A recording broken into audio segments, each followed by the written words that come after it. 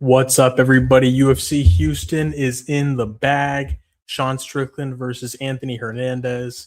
My picks were pretty fucking ass. I went 8 of 14. Got the main event wrong. I was expecting an Anthony Hernandez decision, but nope. Sean Strickland came in and spoiled the party. Big upset. He was a 2-1 underdog, and he got the third round TKO over Anthony Fluffy Hernandez. Fluffy Hernandez just couldn't really get it going. He had a solid round one. Round two, he wasn't really throwing too much. He ended up kind of like, I guess you could say he dropped Strickland, but it was more of a slip than anything. He didn't really hurt Strickland in round one. Round two, he wasn't really able to get much off. Strickland was just kind of moving away from him, not letting Fluffy Hernandez get his punches off. Strickland was just doing his typical jab, jab, jab, throw a little two down the middle every now and then. His teeps, not really letting Fluffy landing anything of real significance on the feet. But yeah, man, then in that third round, that flabby, soft midsection of Anthony Hernandez reared its ugly head, and Sean Strickland was able to land a big knee up the center and hurt Fluffy Hernandez to the body. And then when he saw that Fluffy Hernandez was hurt, he just fucking put the pressure on, just came forward with relentless punches, just opened up on Fluffy Hernandez, was throwing big uppercuts, big hooks, big lead hooks. Just like when you get somebody hurt in UFC 5 and you're just letting everything go, trying to get him out of there. That's what Strickland was doing. And he ended up dropping Hernandez, finished him off with some ground and pound. The referee had to stop it. But yeah, man, Fluffy Hernandez is just susceptible to that body. He's susceptible. He's soft in the midsection. He's got that flabby belly. That's a real weakness that anybody else fighting him should go ahead and try to exploit, because that was the last time he got finished was by Kevin Holland. Big knee to the body early in round one, got him out of there. Sean Strickland did the same thing here in round three of their main event here, and he got Fluffy Hernandez out of there with a big knee to the body, and then he landed some big follow-up shots, and Fluffy Hernandez could not weather the onslaught from Sean Strickland. And Sean Strickland actually got his mic cut by the UFC after he called Khamzat Chimaev a goat fucker. The UFC and Paramount were like, all right, let's get this guy off the mic. We can't. Oh, he's bad for business. And they ended up cutting his mic during the post-fight press conference. And they're like, all right, that's enough. That's enough of this guy. Fuck it. we can't handle this. But yeah, I want to see Sean Strickland fight Khamzat Chimaev for the belt. Khamzat Chimaev is coming up with this bullshit that he wants to go up at 205 and fight Yuri Prochazka. This fucking shitbag can, defend his belt at 185 against either Nasruddin Imavov or Sean Strickland. Obviously, at this point, it's going to be Sean Strickland. Nasruddin Imavov needs to go back and get another win, even though Khamzat should have defended against him in the meantime while this fight was, being built up. Strickland and Hernandez, that is. But it is what it is. Chimaev is one of the least active champions on the roster, and hopefully Sean Strickland can go ahead and beat his ass. I'm not a huge Sean Strickland fan, not because of the shit that he says. I don't give a fuck. Like, he says stupid shit. He's like an edgy teenager. At the end of the day, it is what it is. I'm not going to get my panties in a twist about it. I'm offended by Sean Strickland's mean words. No, I don't give a fuck. It's just like usually his fighting style is not the best. Like his fight against Paulo Costa was terrible. But Khamzat Chimaev's fight against Dricus du Plessis was even worse. So hopefully Sean Strickland can go in there, take that belt off of him. And I don't know, man. I'm getting pretty sick and tired of Khamzat Chimaev and its inactivity. But that's the main event. Let me go ahead and start from the bottom of the card, work my way up. The prelims were hot fucking garbage on this card. Carly Judiz versus Juliana Miller. Carly Judiz gets the decision win. Looked a lot worse than a minus 800 favorite should look. Juliana Miller was able to take her back early in round one, kind of threatened a choke. Judiz was able to get out of the submission, work her way back to the feet, beat Juliana Miller up. And in round two, more of the same. She was able to beat Juliana Miller up on the feet, had her hurt in moments. Round three, Juliana Miller did the same kind of thing she did in round one, get the body lock, get the trip, get her down to the ground. And but Judiz, again, able to work her way back up to the feet, beat Juliana Miller up on the feet. Nice striking, but honestly expecting more. I was expecting more from crispy Carly Judiz. I was expecting her to be able to get a stoppage here, especially being a minus 800. But it's like not even just odds aside. I thought that Carly Judiz would have been good enough to get a girl like Juliana Miller out of there who's not very good up outside of jiu-jitsu. You know, she's got the solid grappling, but outside of that, pretty slow on the feet, not great. You know, Carly Judice got the win, but it wasn't anything too impressive. Now, Jordan Levitt versus Yadier Del Valle. Del Valle absolutely fucking fraud checked, exposed. I mean, we already knew that his fight against Bulgarian was rigged, but this just completely 100% solidifies and proves it. Like, this dude is not that fucking good. He's an explosive dude, a buff kid, explosive, but it's like he wasn't opening up against the feet on Jordan Levitt. Jordan Levitt was able to take him down early in round one. Del Valle makes his way up back up to the feet. Doesn't really throw too much of anything. Jordan Levitt was able to kind of keep himself safe for the most part on the feet, was able to take him down pretty much at will. Del Valle tried to shoot for a guillotine. Jordan Levitt ends up getting out of it, reverses the position, and Del Valle just got fucking outclassed on the ground by Jordan Levitt. And it is what it is. It was a pretty fucking boring ass fight. Lots of lay and pray from Levitt. And it is what it is, man. Del Valle no longer undefeated. Really fucking lame to lose to a guy like Jordan Levitt, especially as a minus 400 favorite. And yeah, Isaac Dolgarian definitely did not try in their fight, which we already know, but now we know for 100% certainty. Now we got Jean-Paul Lebosnoyani versus Phil Rowe. This is a pretty solid fight. Phil Rowe showed, as always, that he can't wrestle worth a shit. Lebosnoyani was able to take him down, control him on the ground. He was landing big shots on the feet. Phil Rowe, they were pretty much going back and forth on the feet. Phil Rowe was able to land a couple of solid uppercuts in there throughout the fight. Towards the end of round 3, Phil Rowe hurt Jean-Paul with a combination, but it was just too little too late. Jean-Paul was controlling the majority of the fight, landing big shots, able to take him down at will for the most part. And yeah, man, Phil Rowe, just this guy fucking never wrestles in training camp, I guess, or just overall. He's just a long, skinny dude, doesn't have too much muscle on his frame, doesn't have too much strength on his frame. He missed weight coming into this fight, but it's just Phil Rowe, 6'3", 80-inch reach, skinny as hell, can't wrestle worth a shit. And yeah, man, Jean-Paul Lebosnoyani gets his first UFC win. Good for him. Punahele Soriano versus Ramiz Brahimaj. This is kind of fucking a low fight IQ moment from Ramiz Brahimaj because he was winning the fight on the feet in round 1. He was landing good shots. He was landing good body kicks on Puna. Puna wasn't really able to find him with the left hand or with his boxing. And, you know, Ramiz, I feel like Ramiz won round 1, just straight kickboxing. And then he shot at the end of round 1, didn't really have too much success, and then immediately shot again at the beginning of round 2. Punahele was able to stuff the takedown, kind of just get him, muscle him around in the clinch a little bit. Ramiz was just hell bent on getting the takedown, hell bent on grappling, hell bent on clinching, and Puna, just being the bigger, stronger guy with solid wrestling in his own right, was able to, you know, reverse the position when Ramiz was able to end up on his back, or, you know, whenever he was trying to go for takedowns, Puna would just kind of defend. Ramiz never really got close with any kind of chokes. Puna wrestled back, was able to land big shots on clinch breaks, was able to land shots on the clinch, was able to land big shots, you know, at range. And Ramiz just completely threw the kickboxing game plan out the window when he was having success with it. He just decided that he's like going to wrestle the bigger, stronger, heavier guy in Punahele Soriano, which was a terrible fucking fight IQ move for Ramiz Brahimaj. Starting round 3, Punahele was able to hurt Ramiz with some left high kicks from southpaw, throwing those roundhouse kicks to the head.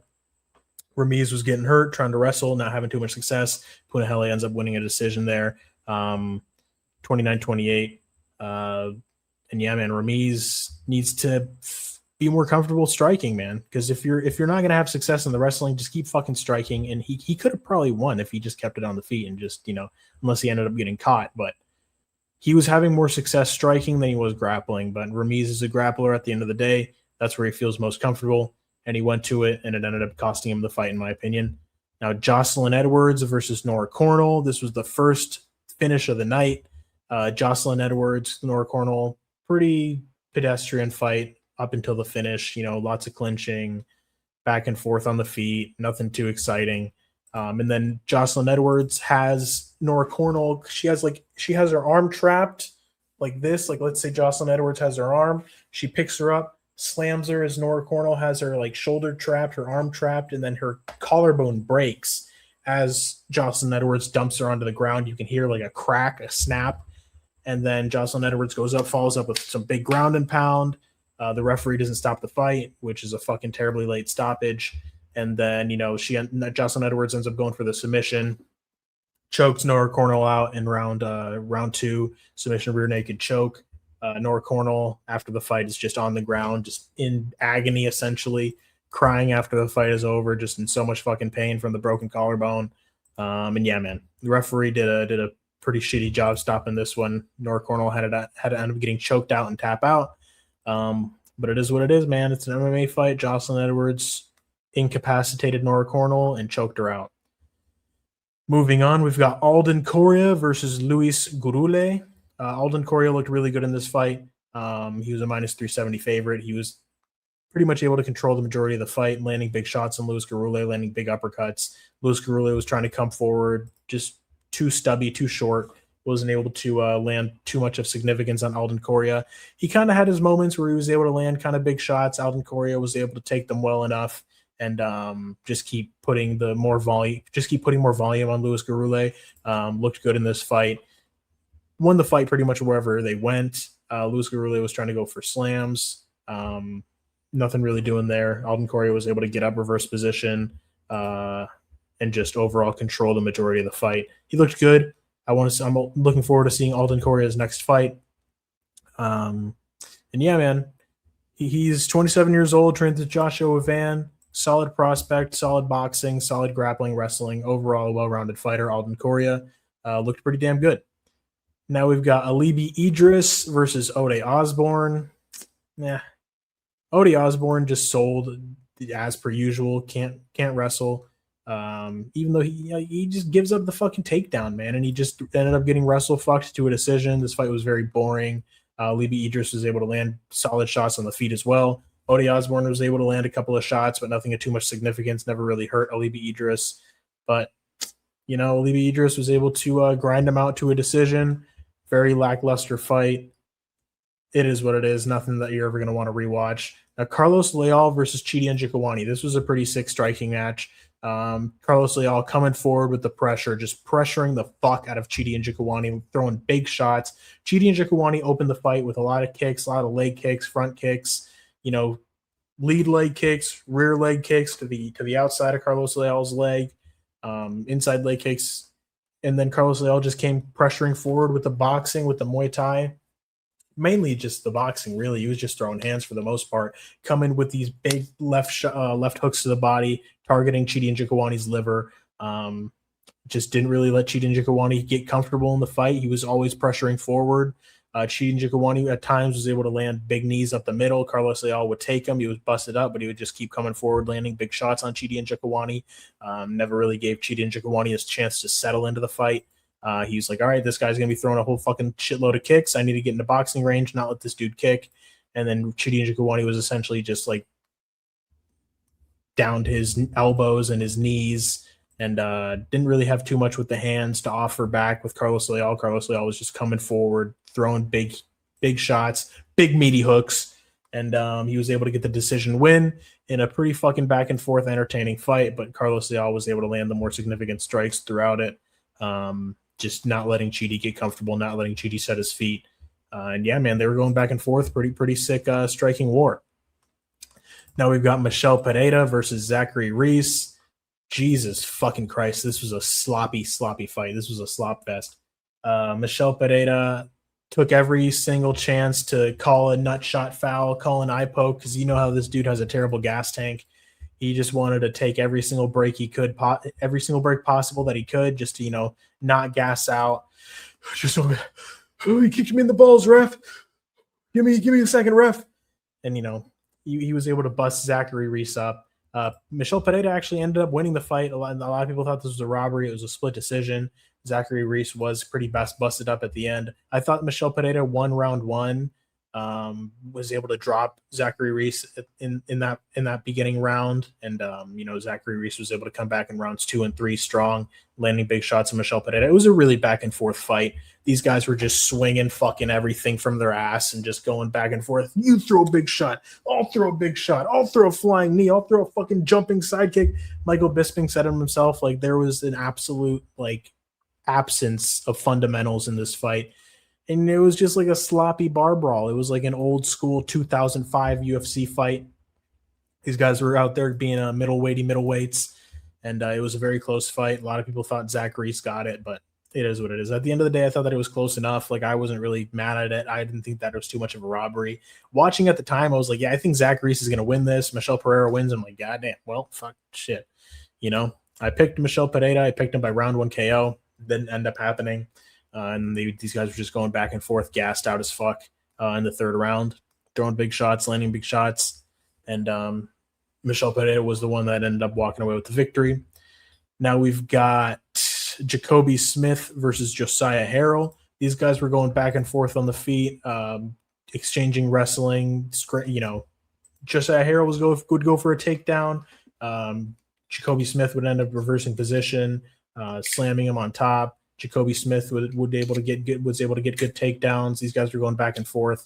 Jacoby Smith ends up slamming Josiah Harrell off of a reversal. Josiah Harrell went for a takedown, and then Jacoby Smith was able to reverse position, put him in side control, start landing big thunderous ground and pound. Josiah Harrell was out pretty early on, whether it was from the slam or it was from Jacoby Smith landing some ground and pound. And this was a fucking terribly late stoppage. Another Kerry Hatley shitty stoppage. Kerry Hatley was the guy that stopped Bobby Green versus Jalen Turner, where Bobby Green was essentially a fucking corpse on the ground, and Jalen Turner was just letting it go.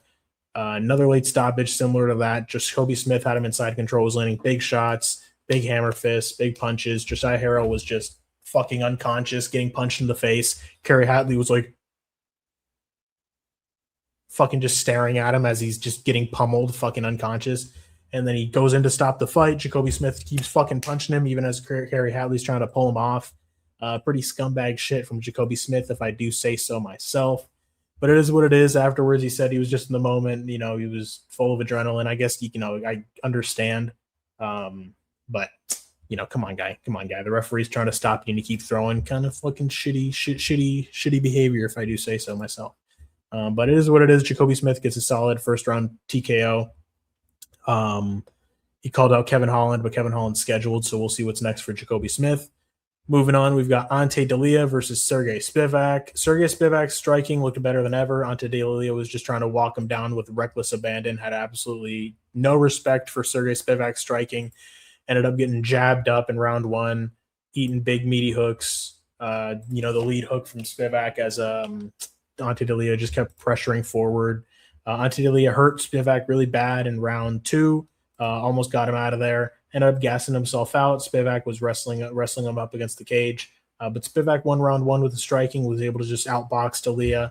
D'Elia won round 2, almost getting a finish over Sergey Spivak. And then round 3, Sergey Spivak gets the win. He's able to take Ante D'Elia down. Ante D'Elia wasn't doing too much. He was all busted up in the fight. I don't know how the fuck you get outstruck by Sergey Spivak, Ante D'Elia, but it is what it is.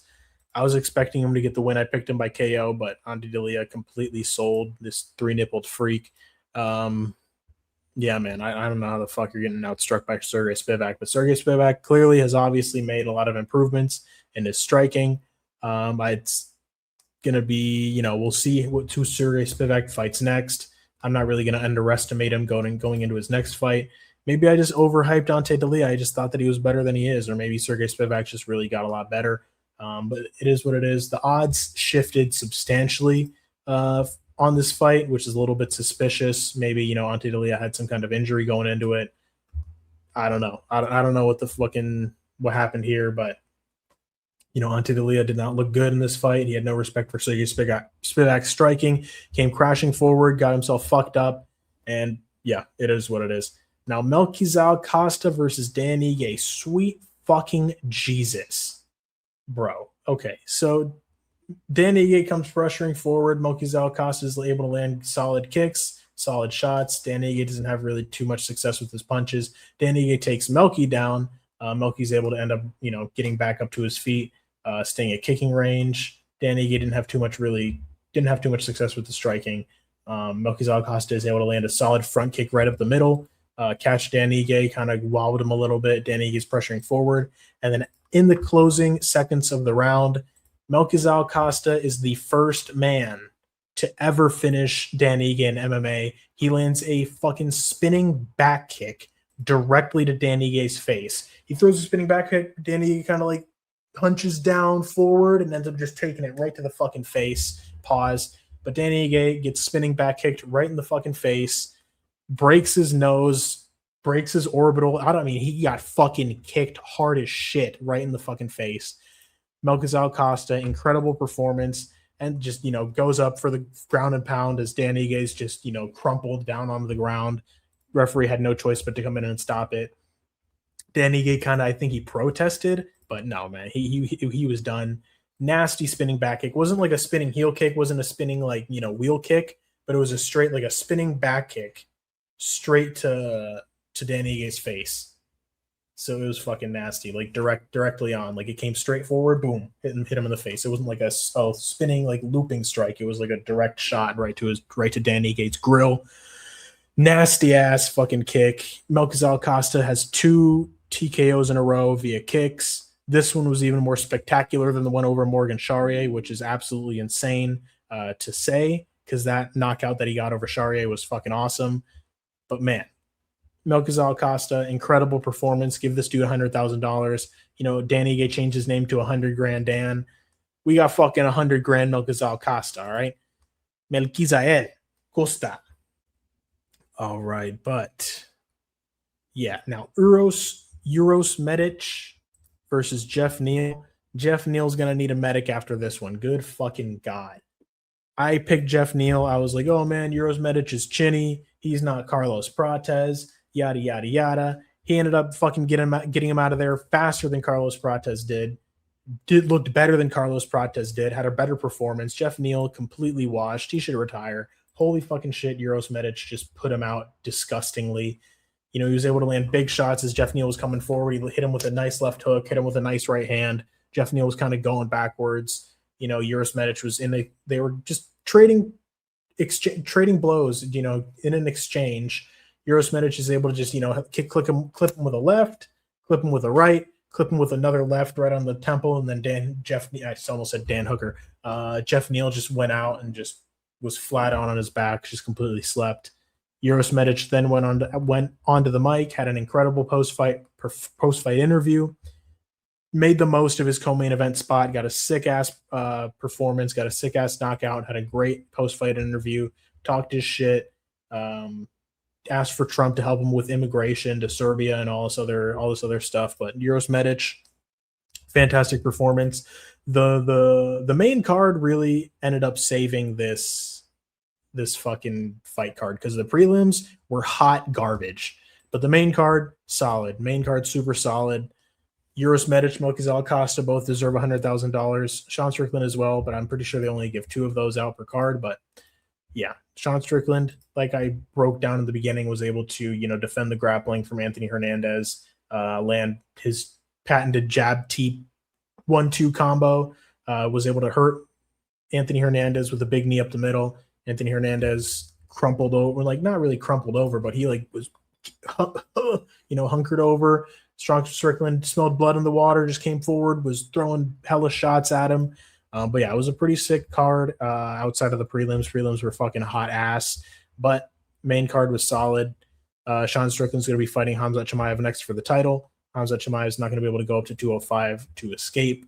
But yeah, hopefully we don't see Khamzat Chimaev just lay on Sean Strickland for 25 minutes like he did against Dricus du Plessis. If he does, cut him from the fucking sport. Nobody wants to watch that shit. But anyways, that should be about it. Let me know what you think in the comments. Let me know how you did on your picks, how you did on your bets, all that good shit. Your boy did pretty fucking terrible. 8 out of 14 correct. It is what it is. Next card, we're going to come back to better. But yeah, boys, I appreciate you for watching. If you made it this far, go ahead and leave a like, subscribe, all that good stuff, and I will see you next time. Peace out.